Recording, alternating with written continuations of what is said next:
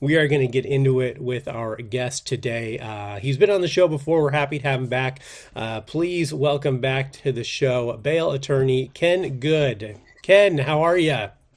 Good. Thank you so much for having me. Yeah. Thanks for coming back. It's good to talk to you again. I feel like, I feel like next time we talk, when we do this again in like 18 months or whatever, we're just going to have half the world's on fire. It's like it's getting worse every time. Like what is the next step before this actually gets any better, you know? Yeah, I agree. We keep, well, I mean, is it really getting better, or is this a sign of a little bit of healing where we have such disagreement on how to address the problem? And so the fighting is no longer about whether there's a problem, it's about the solution. And maybe it's progress.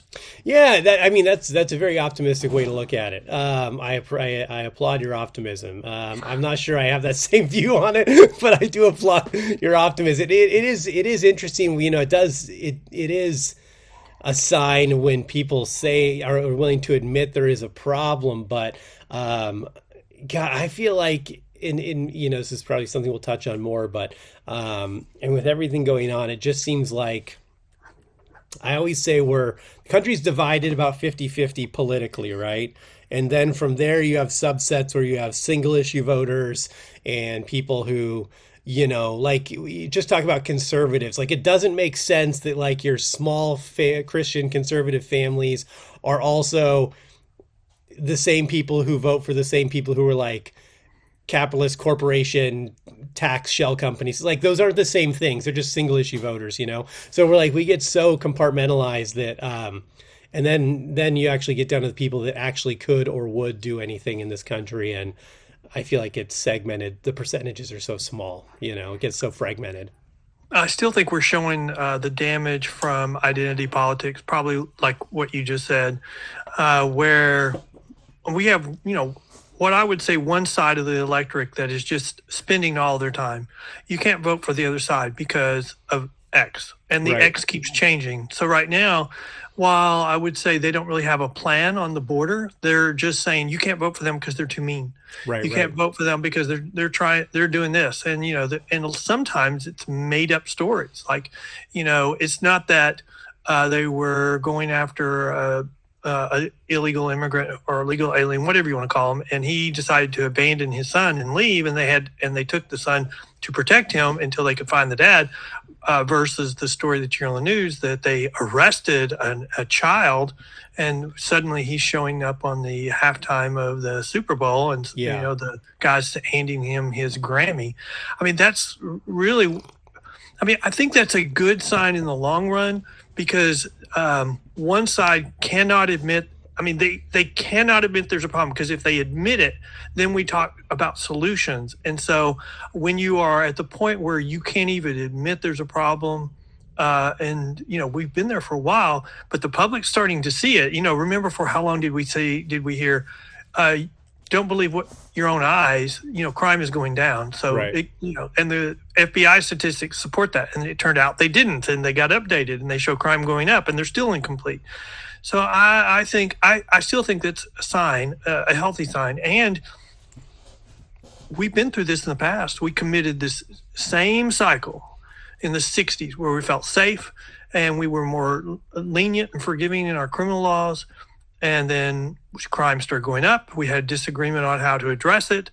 And one side of the electorate refused to participate. And so we had a backlash, and we got Reagan, and partly because of crime and the war on drugs. And I think partly we've seen that, and that's partly the reason that Trump 2.0 was elected back into office: immigration and crime. Yeah. And I think, when you tell the public you don't know what you're talking about, crime is not going up, and they look and see people getting hurt on the streets, and they're like, what you're saying doesn't make sense. It's just going to get worse. Now, Minnesota is a really good example of the truth versus the lie. Right now is, you can't, what's going on? It just seems like it's a big cover or subterfuge to cover up the fraud that's being uncovered there. And so, over time, the public is going to find the truth, and then when they find it, if it's contrary to what they're being told, there will be a backlash. And so, well, eventually, I mean, in theory, I in theory that makes sense, and I think in some cases that is true. But I think on a bigger scale, I got to give you some pushback, because we've had this entire dump of this, like the Epstein stuff, right? This dump of information, and most people are like, oh yeah, so all the elites are pedophiles, basically. You're like, and everyone's like, yeah, but that halftime show is real bad, and you're like, yeah, I feel like that's not the biggest issue right now. I mean, I think people are either too complacent or too, again, compartmentalized, and so easily manipulated, and this is where I struggle with all of this, is because I think both extreme sides have lost their minds. I think we've completely lost the plot on both sides. And, I mean, it's with anything, somewhere in the middle is always the truth, right?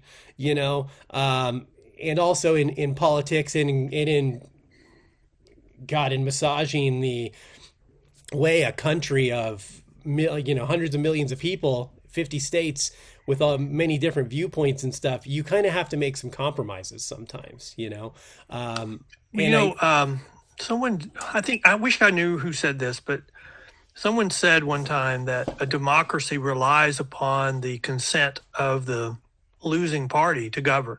Mm-hmm. And if you think about it, for the last few election cycles, the losing party hasn't consented to be governed.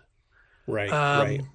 I mean, instead, with the election of Trump won, it was an illegitimate election. He really didn't win. And that's really carried through. Every time, one side loses, there's this big argument about whether it was legitimate. And that really is withholding the consent of the losing party to being governed. And I think a lot of the problems that we are having is a result of that. Yeah. And I think that's a result of money in politics pushing to the extremes. I mean, the big money from the billionaires that set up these, political action groups. Whereas if you do not agree with their ideas, which I would agree are extreme sometimes, then you'll have an opponent that does agree with them. And that's where we are really on a lot of politics. So that's pushing everybody to the extremes on both sides. Yeah. I mean, take it back to this Epstein thing that was such a big, obviously such a big issue. And, Thomas Massey being one of the only people who championed this to push this through. And the result of that is basically Miriam Adelson and throwing billions of dollars at getting people primaried, right? And you're talking about one of the only people who's willing to go to bat and be honest for the American people. And the result is, well, we're going to do everything we can to use our money to get you out of that position and find someone who's sympathetic to this administration. I read an article recently, maybe it's a blog post, and it's, probably from the perspective of the right, but they were giving really strong kudos to Trump from a negotiating standpoint on the Epstein files, because, he promised transparency and then didn't deliver it. Right. And the argument that was being made by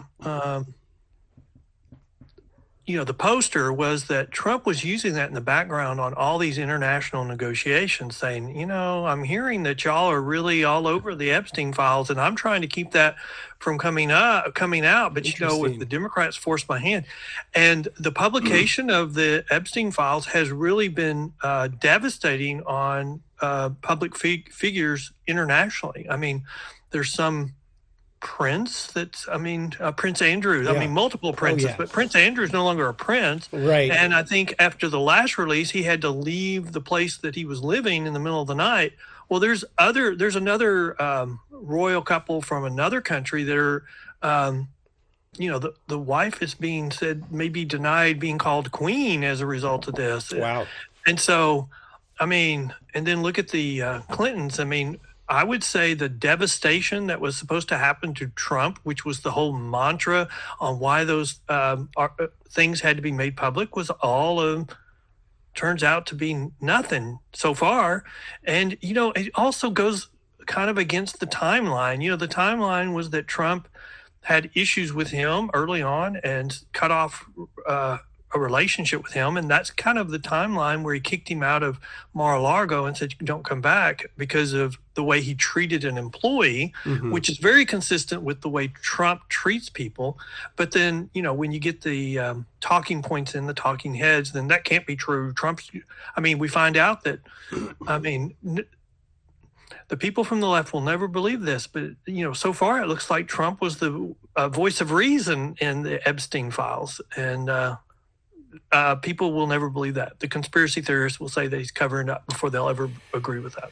Sure. Well, here's the problem is that and I don't blame this solely on Trump's administration. This goes beyond that too. You could, if we go deep enough, I would say all the way back to Kennedy. But there's good reason for the public to not trust the, alphabet organizations and what they say is true. You're talking about files that 3 months